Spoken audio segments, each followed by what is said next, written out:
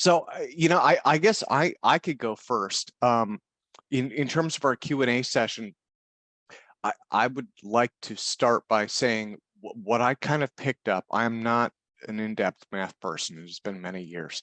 What I kind of picked up, though, was it looks like you're refining a lot of physics equations, right? Like, so using vector rotations instead of using quaternions, the way that I always kind of visualize it is physicists and mathematicians, they put those together by hand, right? And when we put those into a computer system, maybe it gives us some shortcuts to understand things differently and to refine things. Now, an example, and this is a bad example, but I was reading last week about RISC versus CISC processing, right? And so the idea was there was a project back in '82 where they looked at computer instruction sets, and they said, hey, we've got these really great CISC processing systems, right? Like the x86 is one of them. And they said that the problem is the vast majority of these instructions, and hence the transistors that are used for them, never get used. So RISC was this idea about let's take this thing down to only stuff that gets used, and then we can do some other tricks to reuse them more effectively as well, right? It almost seems like some of what you're talking about is similar to that from a physics perspective. Do you think that would hold as a comparison? You know what? You are muted, sir. Unmute. There we go. Okay. Yes. In the case of the spin vectors, certainly, it's keeping clarity on what the values of those values are, what the magnitudes of those are. Another example, so you have this Stern-Gerlach experiment that can measure left and right. If you chain them together, you can flip the results so that they match the other side. But when you do that, the electrons are no longer correlated. They have a different phase. So rotating 360 degrees isn't exactly the same. And you have to rotate an electron 728 degrees in order to get back to its normal state. And that's not clear in any of the math that you would learn through high school. And it's not. So in physics simulations, bodies represented basically by two things: its position and its orientation. And it's basically 6 coordinates already. That it's not just a position and a transformation of that position. Yeah. No, that makes sense. Yeah, it's sort of boiling it down. It's actually complicating it. I mean, on paper, this doesn't make it any easier to compute, but in a computer, I can just throw all the numbers I want and it just spits out the results. And a complex system works. Well, and that's one of the things that intrigues me. And it looks like some of the stuff that you're using JavaScripts, but it looks like these are almost like game engines, right? So they're game engines computing physics. But that's almost perfect, because game engines have gotten so complex because they're trying to represent those physics as well as they can, that those are probably some of the best physics modeling tools you could find.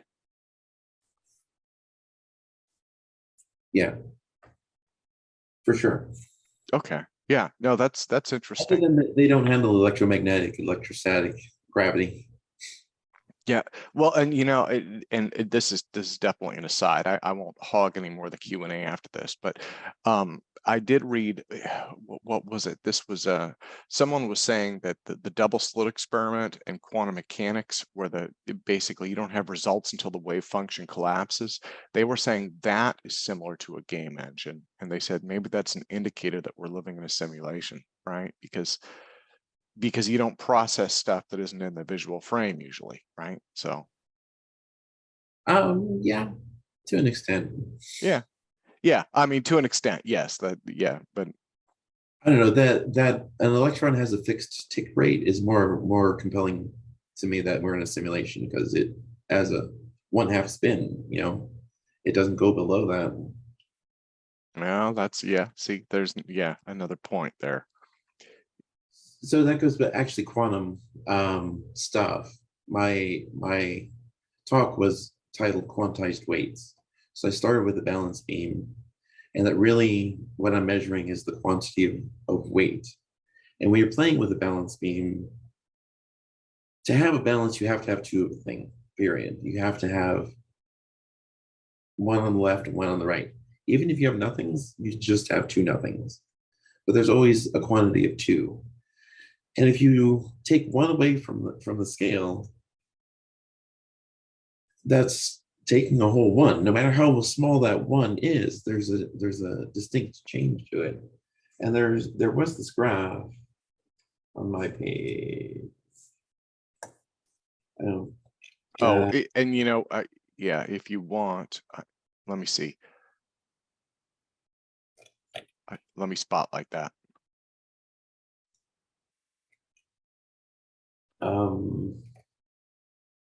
It's quantized. I think.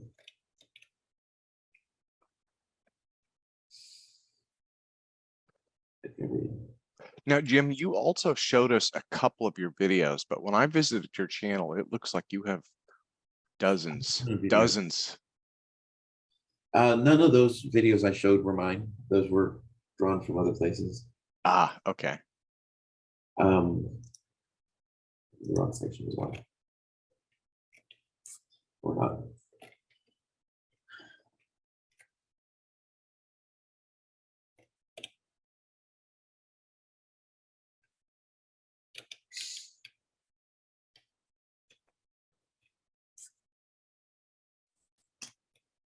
Honestly, I don't know where it is.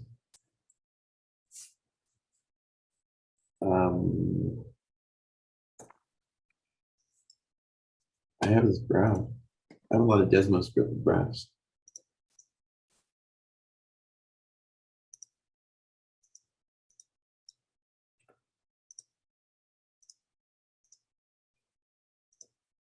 If I drag this back to this window, do you get to see it?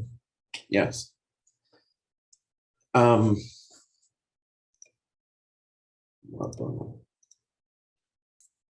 this is basically a balance beam and the ratio of, if you have a weight ratio from 1 to 2 and from 1 to 0, you get this curve that's almost cosine like. The derivative of that is the bottom, and I didn't actually do that myself. I plugged it into Wolfram Alpha and it had to give me the equation. But it gave me this neat equation that told me that at the balance point, if I remove one thing, the slope of that is 2, not 1. If you have a cosine graph, the maximum slope you can have on that is 1.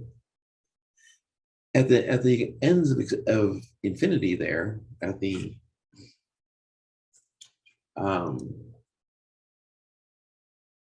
at 2 basically, if you add one weight to no weight, your change is 1/2 and not 0. If the if I plug in a cosine up here real quick.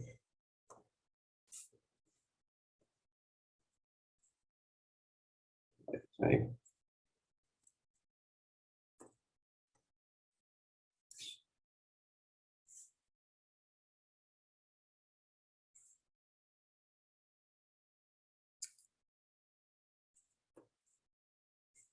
Yeah. You still have to go further.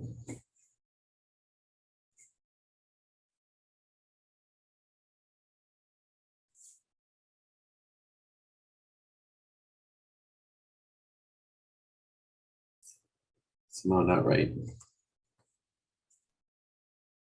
It's probably squared. That's true. That's true the other way. So would you say that you subscribe to the simulation theory then, or? I could. Very non-committal. I don't want to pressure you on that one, sir. I don't want to pressure you. I was just curious. No, mostly I think it's not a simulation, but it could be. I mean, it's not a lot of reason it isn't. Anyways, this cosine graph and that curve end up looking exactly alike. If you were to you know, use one or the other, it's probably not even going to matter in 99% of your circumstances. But the slope at the infinity of adding one weight for this graph is 0, whereas for this one, it's 1/2. So you have, if you can tip the balance, it's maybe different than you expect. That's all I got to say about that one. I like that derivative too. Wonderful. So let me go to Bill Alec, and actually let me remove the spotlight there, and we'll put it back on normal mode. Yes. Bill, go for it, sir. Yeah, hi, Jim. Hello. You know, I'm doing a lot of work with, I can hear you. I'll be right back. Keep going. Come on. oh, okay. Yeah, I'm doing a lot of work with, you know, these sine wave functions, but it's not classical mechanics at all. You know, it's scalar mechanics. Okay. And to get that, I do a lot of work with that function you were just showing there, and it's the sine squared term. Okay. I'm doing a lot of work. I can replicate that very easily with my technology. And to do that, you basically do, okay, this Q cross Q. Okay, two charges with the cross product. And the idea is that you pump these two wave functions. And when you pump the two wave functions, you get the sine squared term. Now, what's interesting about that sine squared term is that that's what Tom Bearden called the scalar wave. Okay, scalar wave functions. And that's that AC wave. Okay, classical mechanics is up here. Virtually almost all of physics does this. Sure. But when you want to work with gravity, you have to work with this. And Tom Bearden called the scalar functions gravity waves, okay, because it has this DC offset built into this. So the idea is that Tom always said that fundamental particles, you know, like electrons, protons, neutrons, they're trapped electromagnetic waves. And it's creating a wave function that's trapped, but they're multiple wave functions, okay, in a resonance mode. And so that when you resonate those two waves, the Q cross Q, you get a scalar function, okay, and that's what creates mass. And so when you look at this equation, E equals mc squared, that c squared term's always bugged me. It's like, why is it c squared? Shouldn't it be c cross c? Okay, the cross product of two wave functions, okay, is what creates mass. Okay, Right. and like electrons and protons. So you have these wave functions that are pumping together, creating a scalar function, which is your mass. Okay, and you can either do, if you take energy out of that system, you can create an anti-gravitational effect. If you put energy into it, you create a gravitational effect. Okay, and so I think you're going in the right direction here, but it seems like the focus maybe should be on the sine squared functions, okay, of these colliding, pumping wave action. Okay. Okay, if we work with propulsion type systems, that may be the direction to go in. And that's what Tom Bearden suggested. Okay. In that direction. I understand that. Sine squared and sine really aren't all that different, other than one's always above the axis and twice the frequency of the other. The slopes are the same. It still can't go more than a slope of plus or minus 1.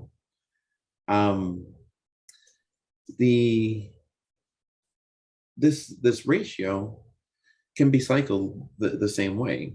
I don't know if you can see my other screen there, the Jim B screen. I you can also take that same function and square it, and it becomes more like the sine wave.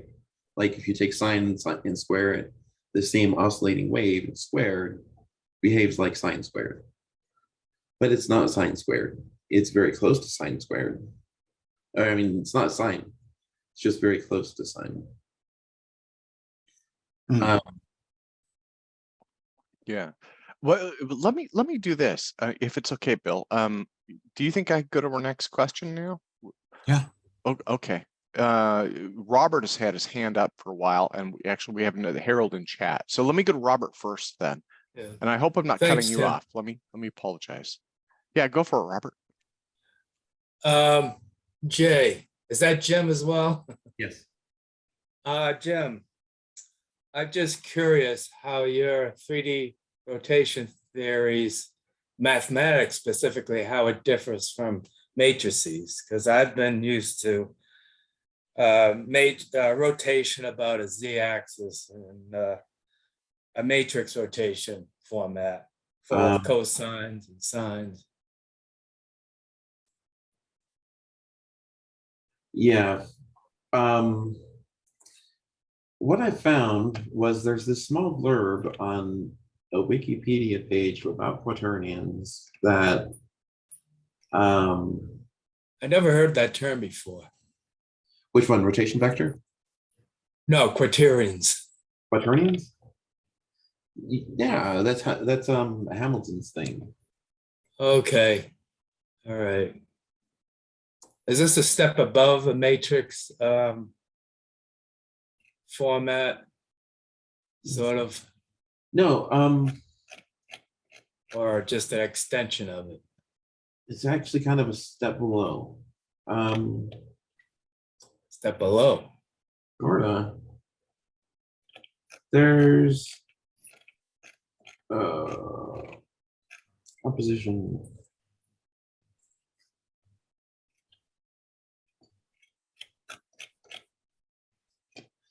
So there was this Rodriguez guy in 1840 that did this math for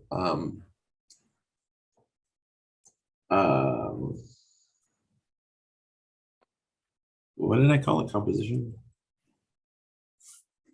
Rotations and spatial rotation. That was the article. And Jim, I can put that back up. Let me spotlight that again. I was fine. Don't I was just gonna share the link in the chat, but Oh, okay. it's this link.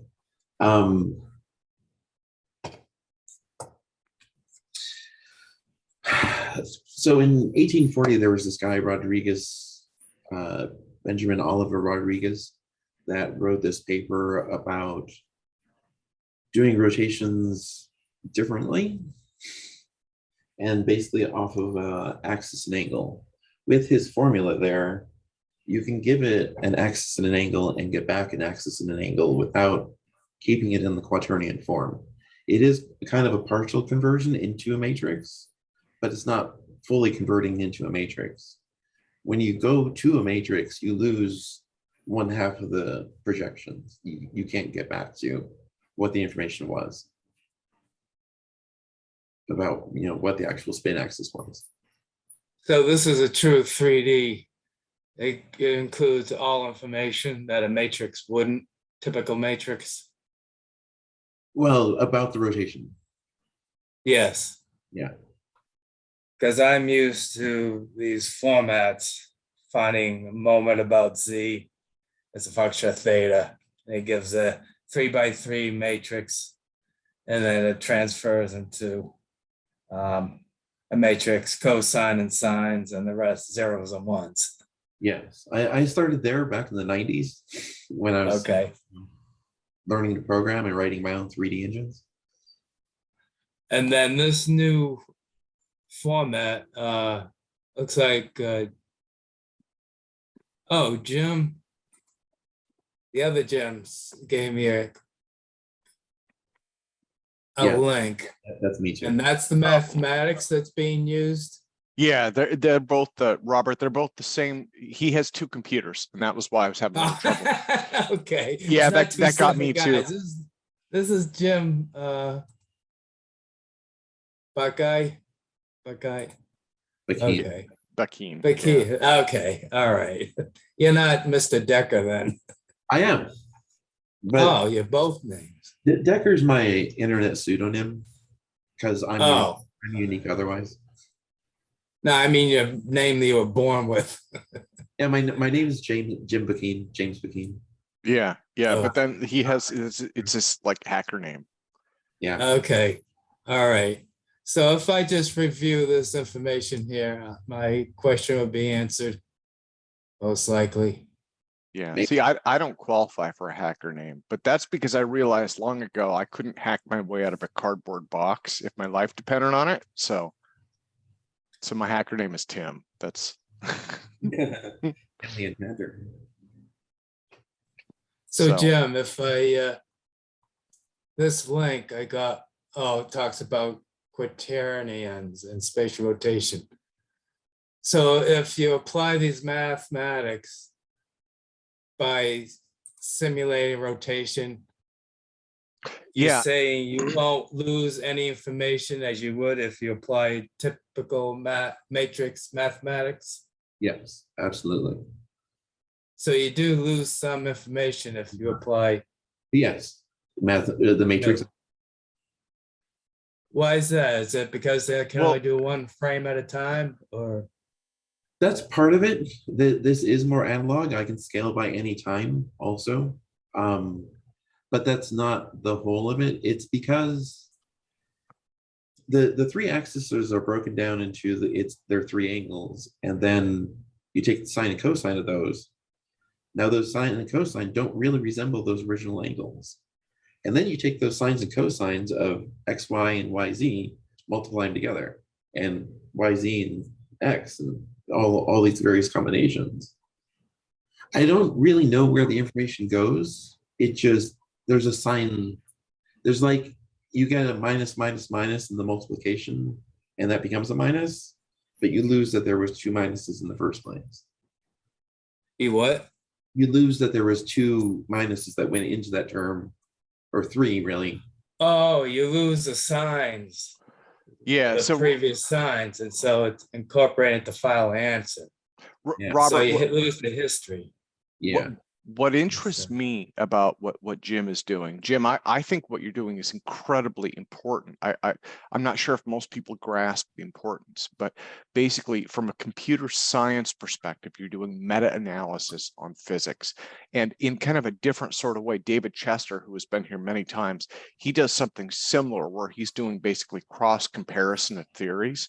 You're doing a meta-analysis of the physics and the math. And I think that's also incredibly important, right? Because this is something, again, traditional physics, they do this by hand on paper, and there's nothing particularly wrong with that. But you're coming and saying, okay, if we apply these tools and we apply raw logic and rigor to this, then, what can we find? And like streamlining is one big part of it. You'd mentioned values that are being basically data that is being lost, and see, and from a formal mathematics perspective, they might not even notice that. They say, well, you've got two minus signs, of course those cancel out. From a data perspective, you're saying data is being lost, so the meta-analysis, I think, is incredibly important, and that's one of the reasons I'm so happy that you were able to join us today. Along that same lines, I looked into Wolfram's stuff. I followed him for a little while, and Wolfram's math graph ideas actually really good. And if they could plug it into a computer, they might get something. But the problem is they're going to give it the same tools that they're using with these matrices and quaternions and stuff, and they're not. It's still going to be limited to what it has for information. It can't necessarily extrapolate, oh, you need to just forget all that and do something totally new. Yeah, and with Wolfram, you're referring to Mathematica? Well, Wolfram Wolfram wrote a book called A New Kind of Science, and yes. and in that book, my takeaway was there were a couple takeaways. One of them was he was getting into fractals, right? He was getting into these Yes. fractal processes. The other thing, and Yeah. I've tried to apply this in life, which is probably stupid, but what he was saying was, he was saying there are some problems that are too complex to solve multiple steps out. So you solve it one step out, wait until you get to the next step, and then solve the next one. And actually, I was thinking about that the other day. I'm like, you know what? I'm messing myself up in my brain. I'm trying to solve this, contingencies, or what happens if I do this 5 steps out. I'm like, I'll just do what's next, and when I get there, I'll do what's next after that.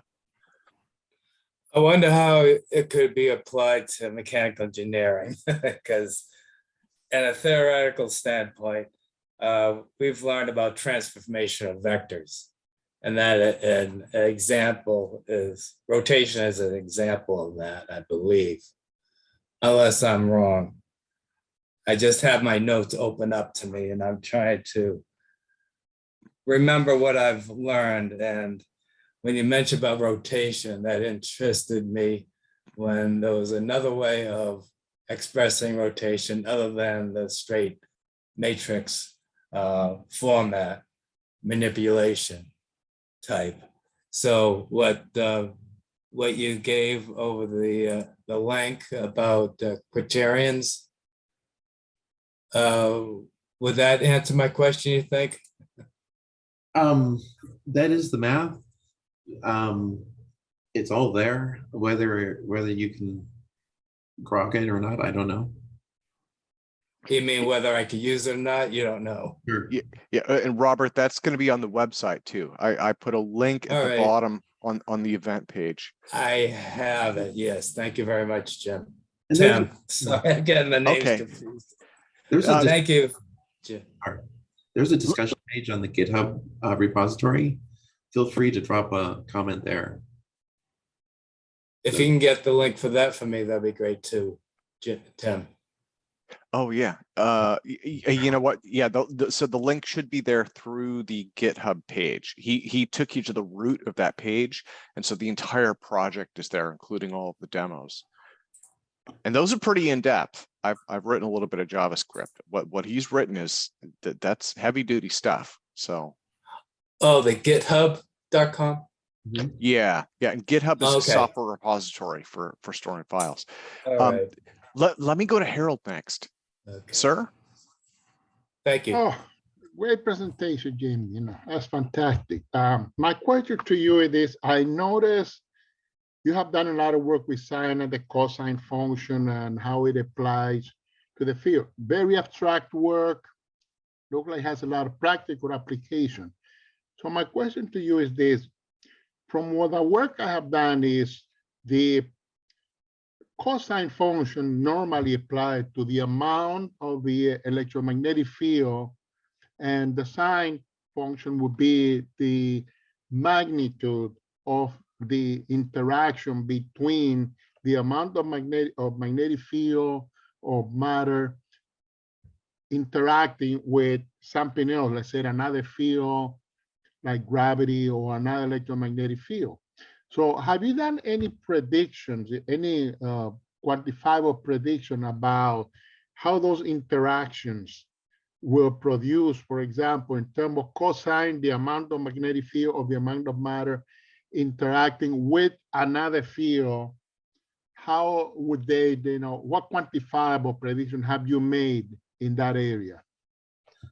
I haven't made it to electromagnetics and electrostatics to get back to, to the future from my prehistoric Stone Age assumption about balances.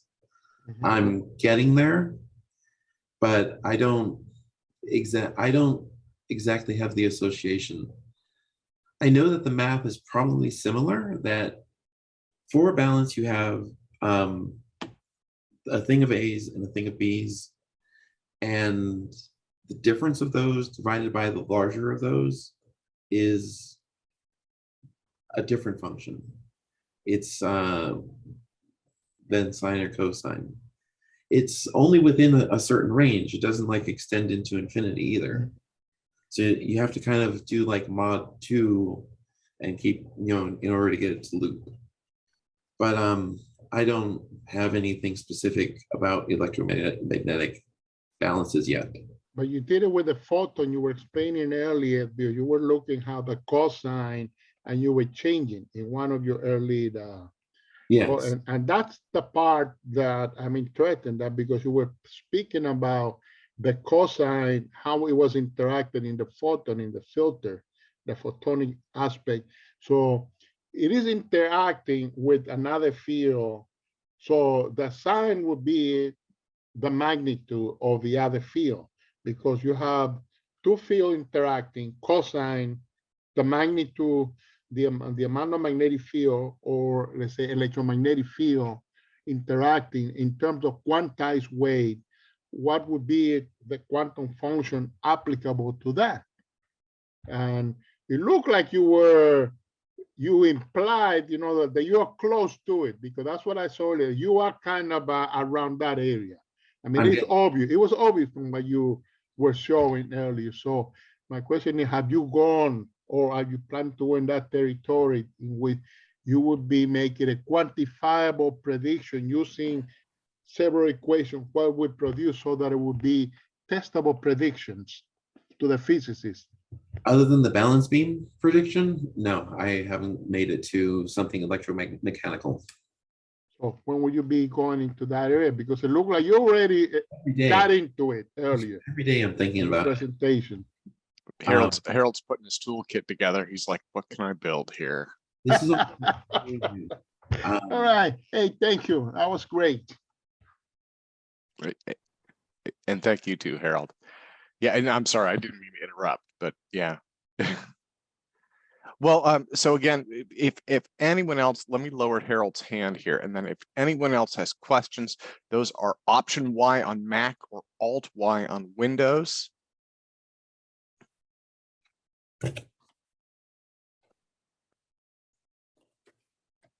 Okay, and all is quiet in the conference.